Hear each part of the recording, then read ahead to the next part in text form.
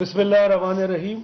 मेरे लिए ये काबिल मुसर्रत है कि कल वफाकी काबीना ने पाकिस्तान की तारीख में एक मरबूत एसएमई पॉलिसी को अप्रूव किया। एसएमई पॉलिसी स्मॉल, छोटे और दरमियाने तबके के जितनी एंटरप्राइजेज और कारोबार हैं, जो एक तखमीने के लिहाज से तकरीबन 50 लाख से ज़्यादा कारोबार इस वक्त मुल्क में हैं, जिसके अंदर मैन्युफैक्चरिंग सेक्टर तकरीबन 10 लाख मुख्तलिफ एंटरप्राइजेस की शक्ल में जहां मैन्युफैक्चर हो रही हैं चीज़ें।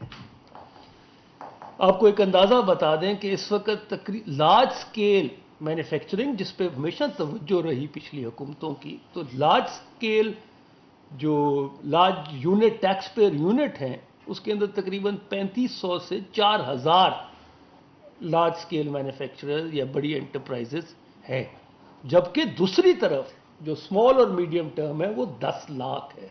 तो तकरीबन 5% लार्ज स्केल में आता है और बाकी एंटरप्राइजेस की शक्ल में ये सारे का सारा स्मॉल और मीडियम टर्म में आता है। स्मॉल और मीडियम टर्म तीन चीज़ों के ऊपर ग्रोथ देती है। एक तो इकोनॉमिक ग्रोथ, ऑल इंक्लूसिव माशी ग्रोथ। दूसरा एम्प्लॉयमेंट, एग्रीकल्चर सेक्टर से बाहर निकल के 78% एम्प्लॉयमेंट एसएमई सेक्टर के साथ है, और इसके साथ साथ एक्सपोर्ट्स। तो इन्हीं चीज़ों को देखते हुए हमने एक मजबूत पॉलिसी लाई, जिसके 6-7 मेन पिलर्स हैं, और ये वो पॉलिसी है जिसके अंदर कई चीज़ें हमके इम्प्लीमेंट करके, कानून साजी करके आपकी खिदमत पेश कर रहे हैं। ये डायरेक्शनल नहीं है।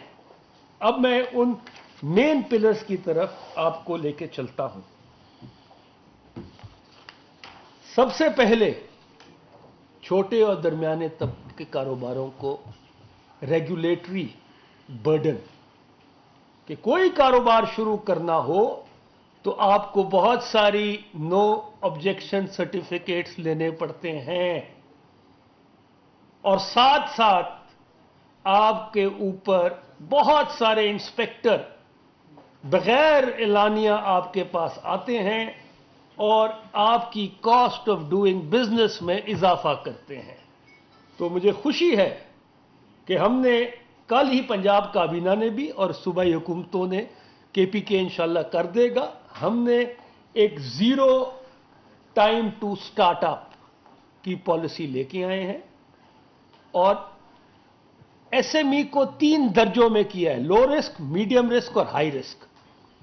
जो लो रिस्क है, जैसे आपका सर्विस सेक्टर है, होलसेल है, ट्रांसपोर्ट है, इसके लिए कोई एनओसी की जरूरत नहीं है।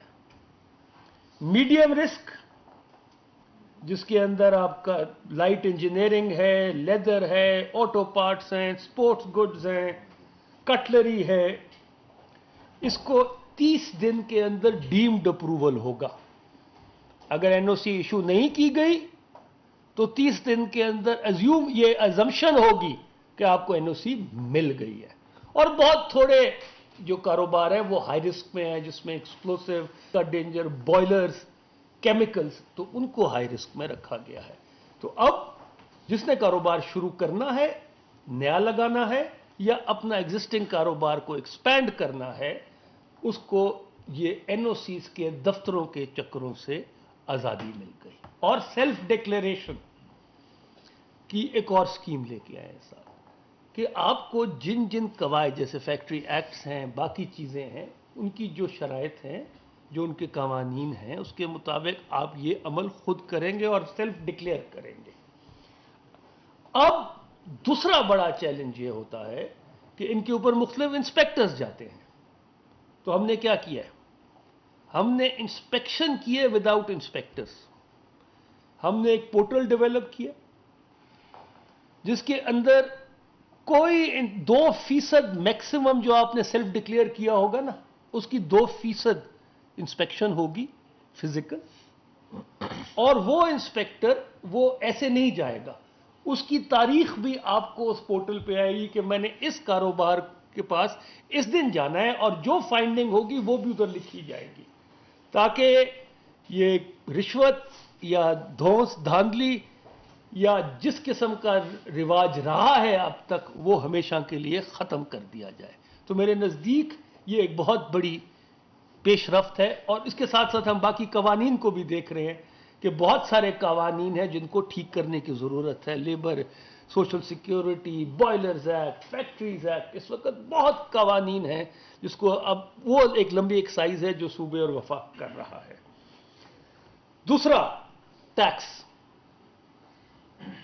ہم نے اس پالیسی کو بنانے وقت جیسے ہم نے سال ضائع نہیں کیا، ہم نے پچھلے فائنینشیل اس سال کا جو بجٹ آیا اس کے اندر ہم نے مینوفیکچرنگ سیکٹر، جس کو میں نے کہا کہ 10 لاکھ مینوفیکچرنگ سیکٹر ہے، تو ہم نے ان کے لیے کیا آسانی کی کہ اگر آپ کو اس وقت ٹرن اوور ٹیکس 1.25% ہے تو ہم نے 10 کروڑ سے جو کم ہیں ان کو صرف 0.25 کر دیا ہے، اور اسی طرح جو 10 کروڑ سے 25 کروڑ تک کا جن کا ٹرن اوور ہے ان کو 0.5 فکس کر دیا ہے کہ آپ کا اگر ٹرن اوور 25 کروڑ کا ہے تو آپ صرف 0.5% اپنا پرزمپٹیو انکم ٹیکس دے دیں، اور اس کی کو بہت آسان کر دیا ہے کہ ایک سمپل فائل چلان کا ہوگا۔ اس کے علاوہ اگر آپ ٹرن اوور ٹیکس میں نہیں جانا چاہتے اور اپنے ود ہولڈنگ ٹیکس اور باقی کلیم کرنا چاہتے ہیں تو انکم ٹیکس رجیم میں جو 10 کروڑ تک کے ہیں ان کو 7.5% انکم ٹیکس ہے،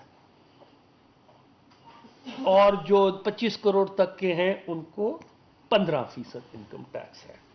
اسی طرح ویمن انٹرپرائزز کے لیے ان کو 25% ٹیکس میں چھوٹ دے دی گئی ہے۔ تو یہ وہ اقدامات ہیں جو ہم نے اس پالیسی کے اندر کر دیے ہیں۔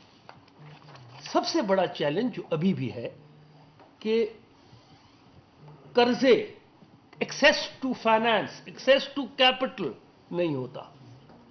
تو ایک بہت بڑی اسکیم لے کے آ رہے ہیں ہم، آسان finance scheme, S M E آسان اسکیم جو اپروو ہو چکی ہے، کمرشل بینکس کی بڈز آ گئی ہیں۔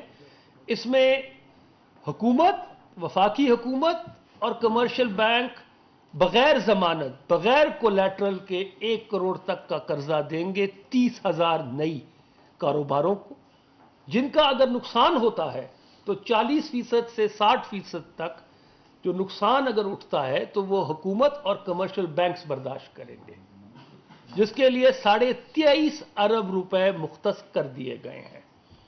اس کے علاوہ ہم اور چیزیں کو بھی دیکھ رہے ہیں، اور یہ access to credit S M E کے لیے جو سب سے بڑا چیلنج ہے، اس کے لیے اور کئی پالیسیز انڈر کنسیڈریشن ہیں جو انشاءاللہ 31 جنوری تک ہم باقی پالیسیز بھی اسی شکل میں لے کے آئیں گے کہ ہم اسپیشلائزڈ لینڈنگ سکیمز لے کے آئیں آئی ٹی اور آئی ٹی انیبلڈ سروسز کے لیے، اسی طرح گارمنٹس کے لیے۔ تو ایسی کئی چیزیں اور انڈر ڈسکشن ہے کہ جو اچھا ٹیکس پیئر ہے اس کے لیے کولیٹرل کی شرائط کم کر دی جائے، جو جس کے پاس ابھی لے رہا ہے کولیٹرل اس کی لمٹس بڑھا دی جائے تاکہ جو اسمال ہے وہ میڈیم تک گریجویٹ کرے۔ اس کے علاوہ ایس ایم ایز کو سب سے بڑی دشواری زمین، تو ہم نے وفاقی حکومت پنجاب، بلوچستان اور کے پی کے ساتھ مل کر 4,200 ایکڑ مختص کر دی ہیں، جو تقریباً 19,500 پلاٹس بنتے ہیں، جو آسان پہ اگر آپ نے ایس ایم ای کاروبار شروع کرنا ہے، زمین انڈسٹریل سٹیٹس میں آپ کو آسان ایک ساتھ پہ ملیں گی، آپ کو پورا پیسہ اپ فرنٹ دینے کی ضرورت نہیں ہے۔ بدقسمتی سے سندھ حکومت سے بھی میری یہی التجا ہے کہ وہ بھی اس میں حصہ ڈالیں۔ البتہ کراچی کی عوام کو ہم نے اکیلا نہیں چھوڑا، فیڈرل گورنمنٹ کے جو انڈسٹریل پارکس ہیں وہاں زمینیں مختص کر دی گئی ہیں چھوٹے کاروباروں کے لیے۔ لاسٹلی ایک اور بڑا چیلنج ہے ایس ایم ای کو ہم جس کو ایڈریس کرنے کی کوشش کر رہے ہیں کہ حکومتی ٹھیکے، پبلک پروکیورمنٹ کے اندر بھی ایس ایم ایز کو حصہ دیا جائے اسپیشل۔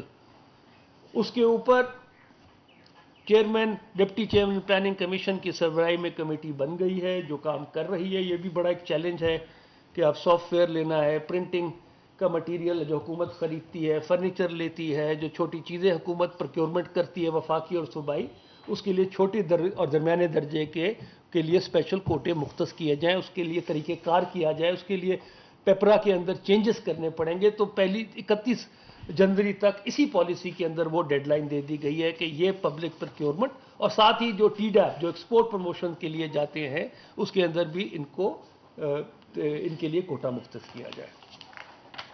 لاسٹلی خواتین کے لیے جیسے میں نے کہا ٹیکس کا کر دیا ہے, ان کے لیے training, advisory services, access to credit, اس کے اوپر بھی کام ہو رہا ہے. اور انشاءاللہ ہماری کوشش ہے کہ اس ملک کی جو آج 10 آبادی ہے وہ ایک پروڈکٹیو معیشت کے اندر اپنا پروڈکٹیو حصہ ڈالے. لاسٹلی ایک رجسٹریشن پورٹل ڈیولپ کیا گیا ہے اور اسی پالیسی کے تحت اگلے 5 سال 30 ارب روپے مختص کیے گئے ہیں سمیڈا فنڈ کے لیے, جس کے تحت ہم مختلف ایریاز جیسے آپ کا وزیر آباد, گجرانوالہ, گجرات کا ٹرائنگل ہے, اس کے اندر ہم ایس ایم ای سینٹرز جی سر 30 ارب اگلے 5 سال کے لیے یہاں ہم, اور ایس ایم ای جو سٹرکچر ہے سمیڈا کا اس کو بھی ہم ری آرگنائز کر کے پرائیویٹ سیکٹر ڈریون کر رہے ہیں اور بورڈ اس کو چلائے گا اور 30 ارب اس کے لیے مختص کیے جا رہے ہیں تاکہ یہ ان ایریاز جیسے میں نے کہا یہ آپ کا گجرانوالہ, وزیر آباد, جنوبی پنجاب, خیرپور, سکھر میں ڈیٹس کا آپشن ہے, ڈیرہ اسماعیل خان کو ہم نے ابھی تک ایڈریس نہیں کیا, بلوچستان کے پختون اور صدرن بلوچستان کے جو ایریاز ہیں اس کے اندر facilitation centres, training, joint facilitation centres, آپ کے آڈیٹرز کے لیے جوائنٹ فیسیلٹی دی جائے, چھوٹے کاروباروں کے لیے کیپیسٹی نہیں ہوتی, لیگل ایڈوائس دی جائے, ایکسپورٹ کے لیے جو پوٹینشیل ہے اس کو دیکھا جائے, تو اس کے لیے یہ مختص کیا گیا.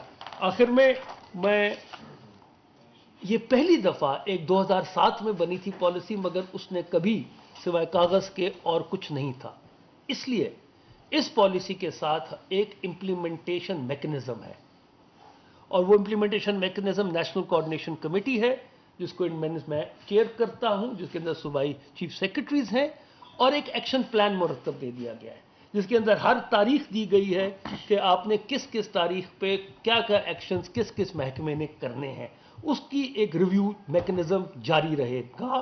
اور اس آپ کے تواسط سے میں آج جیسے پاکستان کی عوام کو یہ جیسے خوشخبری سنا رہا ہوں مگر ساتھ ساتھ یہ بھی ریکویسٹ کر رہا ہوں کہ جتنے بھی ایس ایم ای کے سٹیک ہولڈرز ہیں وہ سمیڈا کے ساتھ رابطے میں رہیں, ہمیں اپروچ کریں, ہماری رہنمائی کریں, کیونکہ یہ ایک چھوٹا چیلنج نہیں تھا. دنیا میں کوئی ملک ترقی نہیں کر سکتا جب تک وہ اپنی چھوٹی اور درمیانی طبقے کے کاروباروں کو آگے لے کے نہ جائے. تو ہم آپ کے ساتھ ایک کنٹینیوس انگیجمنٹ میں رہیں گے اور میں امید کرتا ہوں کہ یہ جو ڈاکیومنٹ ہے اس کو ہم اور بہتری کی طرف لیتے جائیں گے. شکریہ. جی جی اس ایس ایم ای سیکٹر کو آپ ڈیفائن کیسے کریں گے, منیمم اور میکسیمم کتنی رقم تک کا جو ہے وہ کاروباری طبقہ اس میں آئے گا؟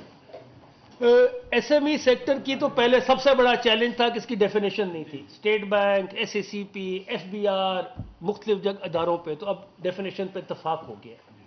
80 کروڑ تک ٹرن اوور جو ہے وہ اسمال اور میڈیم انٹرپرائز کا کہا جاتا ہے اور اس کو بھی ہم ریویو کرتے رہیں گے جیسے جیسے اور چیلنجز سامنے آتے رہیں. پاکستان میں ایک مسئلہ بنا ہوا ہے, ایکسپورٹیبل سرپلس جو ہے پاکستان کا ڈپلیٹ کر رہے ہیں مختلف وجوہات کی وجہ سے. اس میں آپ ایک پش دے سکتے تھے, یہ جو اسمال اینڈ میڈیم والے ہیں وہ یہ تھا کہ ان کے لیے اسپیشل پیکیج وینڈرز کے لیے, کیونکہ انٹرمیڈیریز جو بناتے ہیں تو انٹرمیڈیریز کے لیے وینڈر کو خاص اس میں کوئی دیا گیا مراد نہیں. دیکھیں ایک تو ہمارا بڑا سیکٹر آٹو پارٹس کا ہے, وہ تو آٹو پالیسی کے تحت ہم نے کور کیا ہے.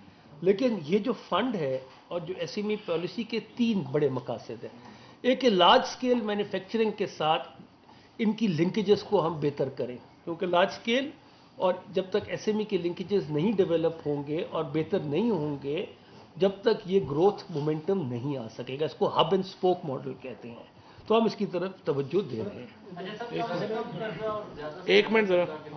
نسیم صدیقی صاحب آپ تک. سر ایک تو یہ بتائیے کہ بزنس پلان کون اپروو کرے گا और अगर 1 करोड़ तक का भी लोन है जो मैक्सिमम आपने बताया, उसकी गारंटी क्या होगी? एक तो जीरो गारंटी होगी। बिजनेस प्लान वो अपना कमर्शियल बैंक्स देंगे।